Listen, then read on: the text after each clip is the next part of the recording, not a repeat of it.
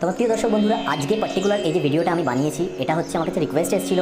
Actually অনেকে জানিয়েছিলেন যে তারা ব্যবসা করেন, কিছু কিছু জনের আছে যে খুব ছোট ব্যবসা, তারা লিখেছিলেন ছোটোই ব্যবসা, আমাদের ছোট্ট একটা দোকান আছে কিন্তু দোকানটা একদমই চলছে না, একদম মার খেয়ে যাচ্ছে, মানে ব্যবসা চলছেই না, যেন মনে হচ্ছে দোকানটা আবার তুলে দিতে হবে। আবার কিছুজন কমেন্ট করেছিলেন তারা নতুন দোকান খুলতে যাচ্ছেন, সে বড় ছোটো যে কোনো কিছু হতে পারে, নতুন দোকান খুলতে যাচ্ছেন, আমাকে লিখেছিলেন যে নতুন দোকান খুলতে যাচ্ছি, যাতে সেই দোকানটা খোলার পর থেকেই মানে রমরমা ব্যবসাটা হয়, ভালোভাবে চলে, যেন ব্যবসা মার না খায়, সেই জন্য আপনি কিছু উপায় দিন। তো আজকে আমি একদম সিম্পল একটা উপায় দিতে যাচ্ছি, একদম সোজা।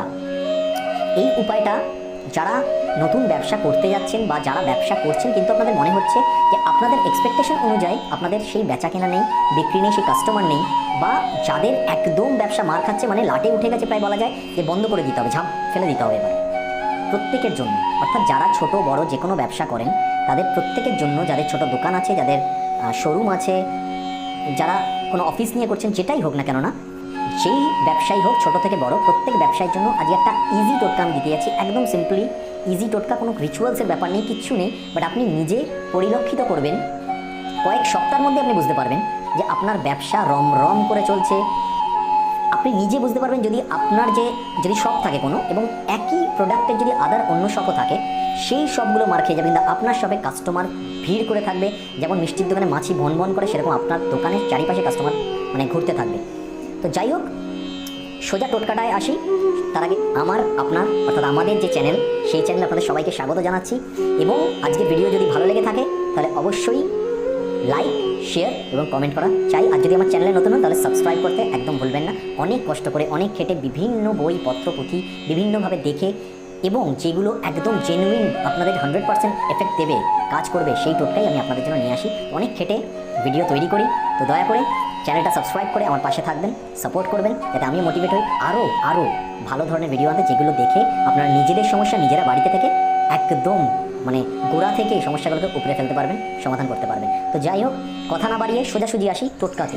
কী করতে হবে আপনাদেরকে? আপনারা গোবর আছে, যে গরুর যে গোবর, অল্প গোবর একটু জোগাড় করবেন, হালকা গোবর জোগাড় করবেন। গোবরটা বাঁ হাতের মধ্যে নেবেন, ভালো করে, মানে গোবরটা বাঁ হাতের মধ্যে আপনারা নেবেন।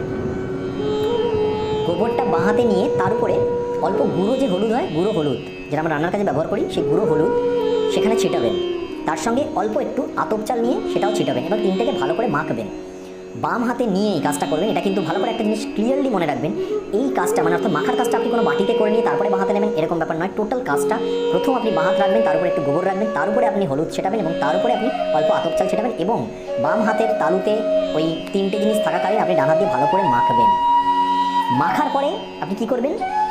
আপনি আপনার অনামিকা আঙ্গুল দিয়ে ওই তিনটে জিনিস যে মাখা হয়েছে, অর্থাৎ গোবর, চাল এবং হলুদ সমেত নিয়ে আপনার যে দোকানটা আছে, অর্থাৎ মেইন যে গেট যেখানে আপনি শাটারটা ফেলছেন, সেই উপরে মানে গেটটার উপরে, মাথার উপরে একটা ফোঁটা দেবেন।